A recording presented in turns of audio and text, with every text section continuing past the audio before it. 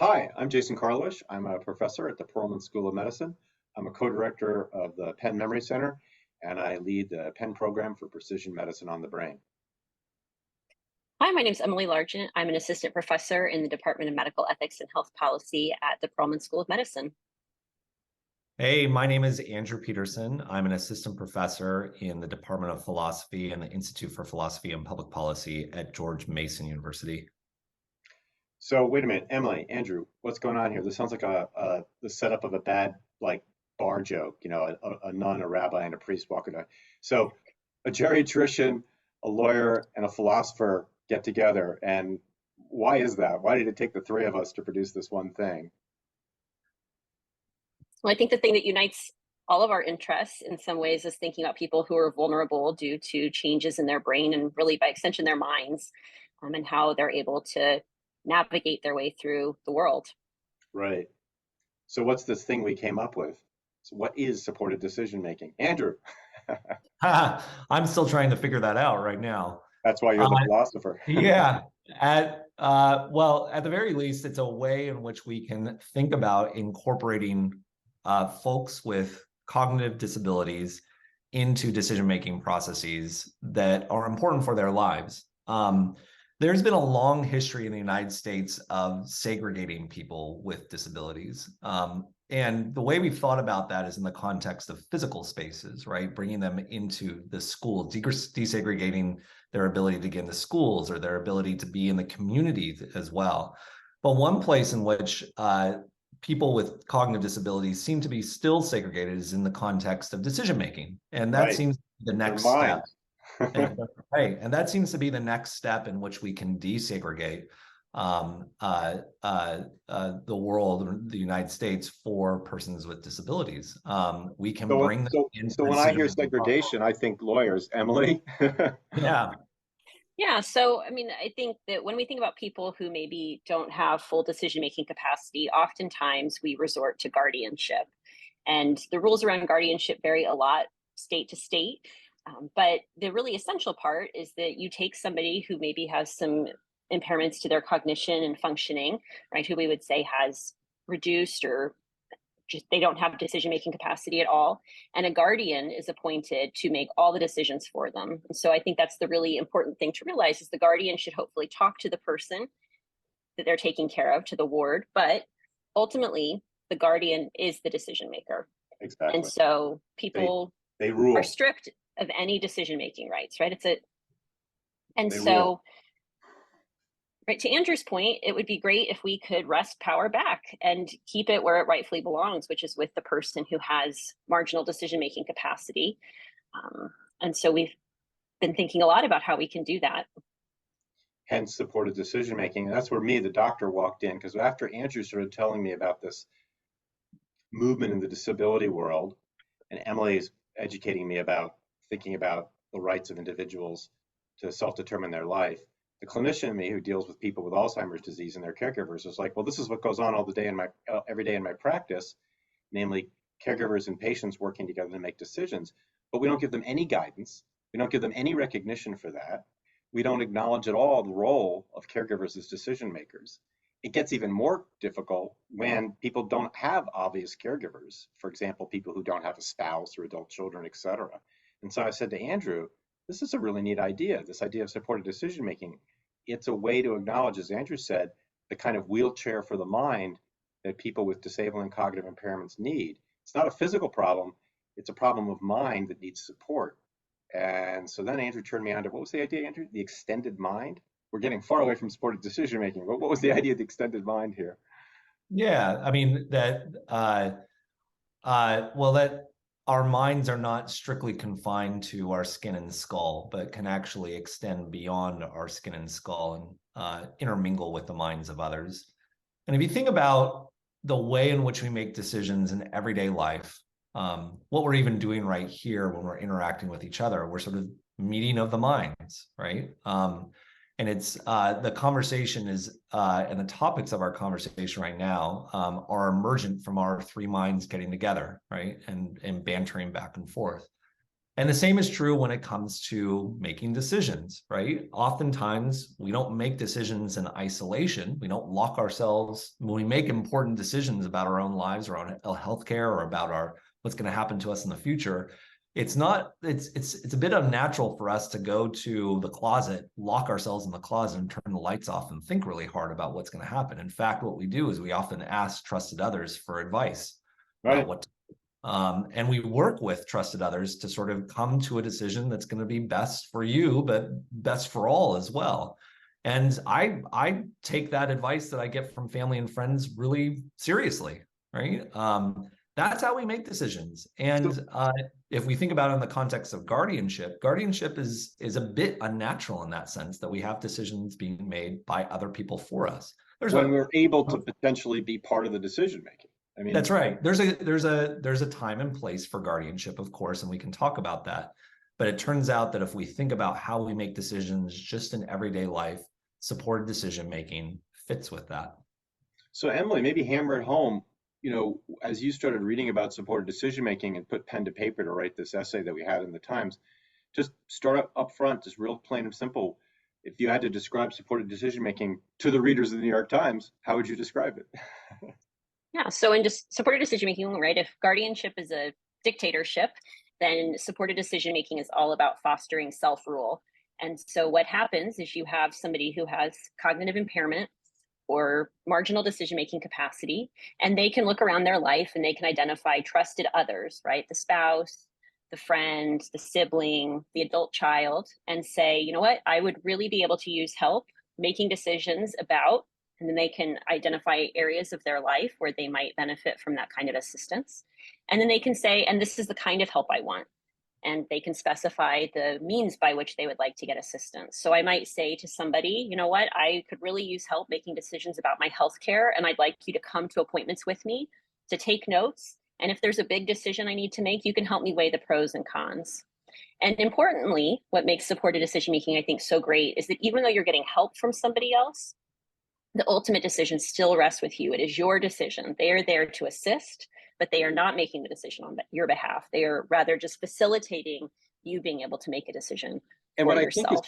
What I think is key here, and this is what turned it on to me as a clinician, the more we diagnose diseases like Alzheimer's earlier in their course, namely not when someone has obvious moderate to severe stage dementia, where pretty much someone else is really making most of the decisions, albeit certainly checking with and getting preferences from the person.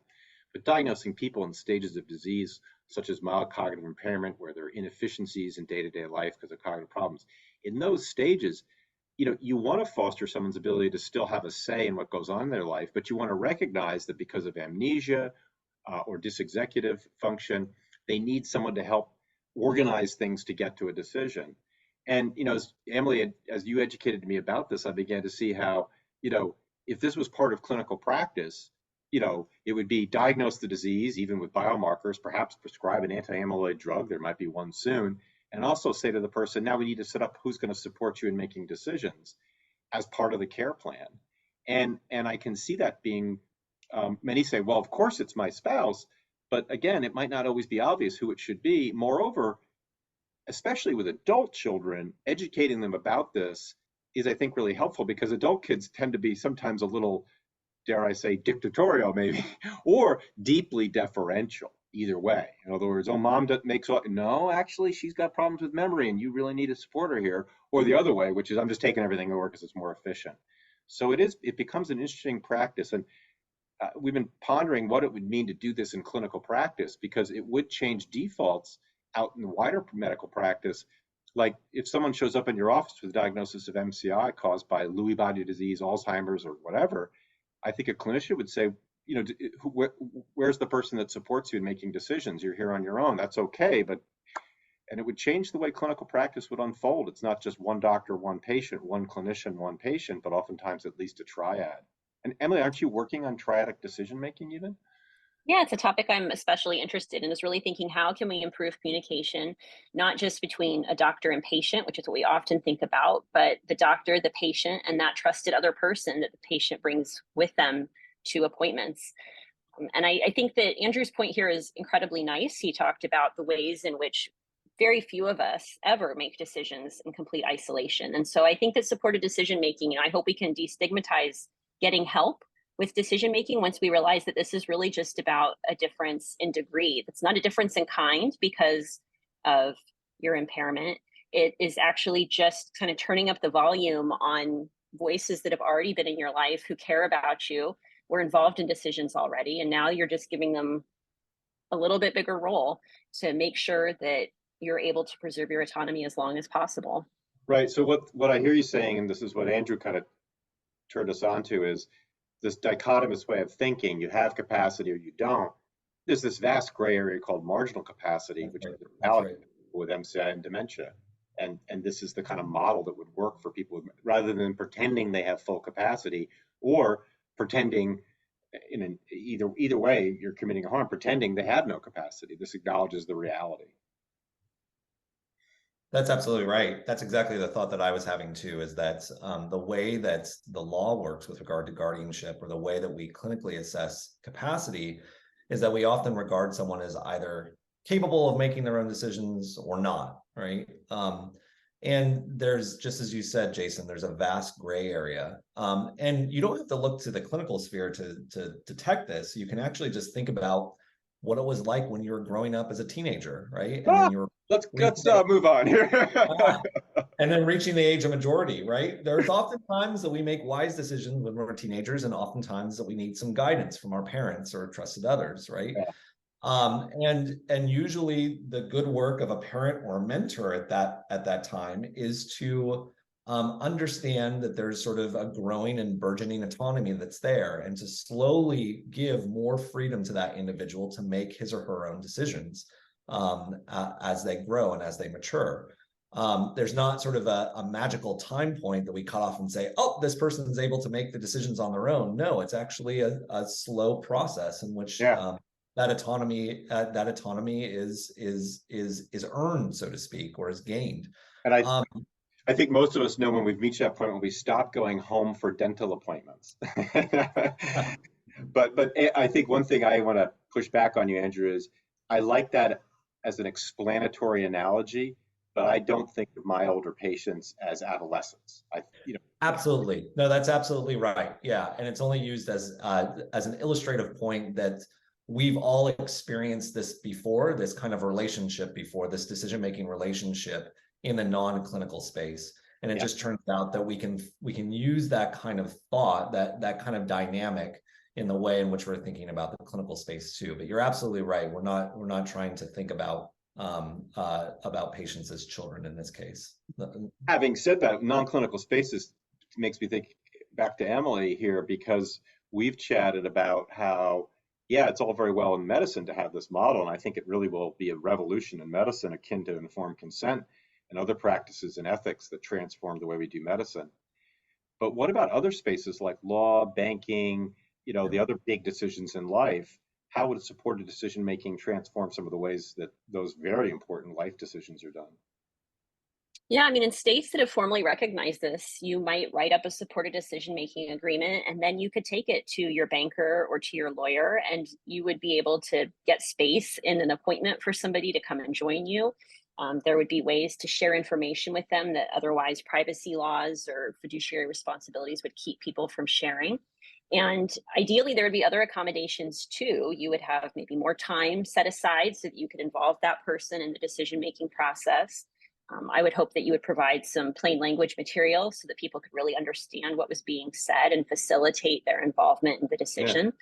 And this is and then again, what you're saying. I mean, when I, doc anecdote, I remember I drove up to see my father who has mild cognitive impairment caused by Alzheimer's. I went to his banks, and the banks were like, until you show us a durable power of attorney, we're not going to talk to you. Which meant my father had to basically give me the power to steal, because that's what a durable power of attorney is, so that I could have a conversation with the bankers. I'm like, this is just bizarre. I mean, he's a vulnerable adult because of his cognitive problems, and you're telling me the only way that I can participate in helping him make banking decisions is if he signs over authority to me that I have now the ability to actually withdraw money from his banks with no, because that's what durable power of attorney. So it would be. Well, and I think sadly, right, we know that this is a problem with guardianship as well, that a lot of times when you give somebody power over someone else's life that while we would hope they would do the best, not everyone does. And Exactly. that we see instances of abuse and exploitation and fraud. And supported decision making hopefully can push back on some of those things, because when the individual retains their own decision making control, then they also have control to say, you know what, I don't want you involved in my decisions anymore because it's not serving me. And they can change things, and it's much easier to change supported decision making agreements than it is to say change guardianship, which requires recourse to the courts. Yeah. It can be really difficult to do. You know, what's interesting is when I looked at the comments to our essay in the Times, a lot of people bristled about this and said just like, well, you know, they'll do what they want, and you know, why would we, you know, that's so frustrating. And I thought to myself, but that's what's happening anyway. You know, in other words, you know, as if the defaults now are wonderful. I mean, what we're trying to do is bring a little order to what otherwise is kind of a wild west where people sort of figure it out on their own, and the system defaults to bad defaults. So fascinating stuff. A lawyer, a philosopher, and a doctor walk into a bar, come up with this idea, which is developed this idea, which has been out there for a good 10 years. I shouldn't say we came up with it. This idea is, well, what's next with our work? What are you going to do next? Well, Well, I want to say that I'm the perpetual philosopher in this group, and although I'm really sanguine on the idea of supported decision making, I still think there are a lot of sort of kinks to iron out. The devil is in the details, so to speak, and we have to figure out how supported decision making is actually going to work in practice, and whether it's actually going to improve the lives of persons with cognitive disabilities or just be sort of window dressing Mm-hmm. for disability rights.